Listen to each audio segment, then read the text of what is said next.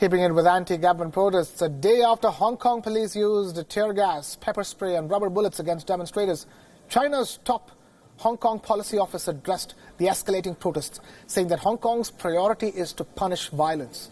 Remember, mass protests in the former British colony over a proposed extradition bill are now in their third month as clashes between pro- and anti-China factions increasingly turn ugly. Just yesterday, the police fired tear gas and rubber bullets at crowds of protesters.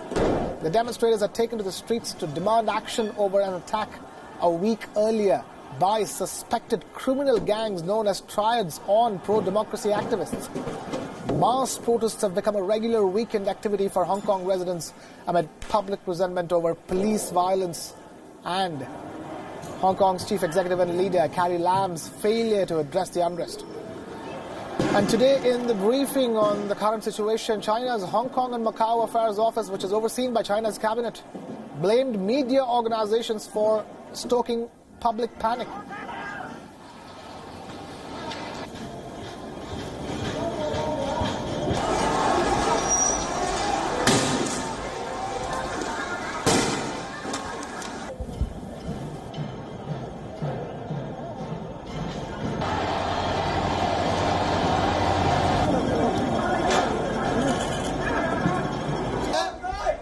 由于不少香港市民对内地的情况和法律制度、司法制度不甚了解，对修订上述两个条例有所疑虑，一些别有用心的人和媒体趁机散播各种危言耸听的言论，制造社会恐慌，阻挠法案在立法会审议通过。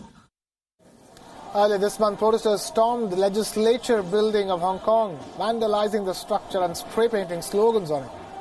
6 days ago, protesters aimed straight for the Chinese seat of power in Hong Kong, the Chinese representative office. They blackened the emblem of the Chinese government over there, hurled eggs and paint bombs at the buildings as well, and threw poles at the police personnel who tried to stop them.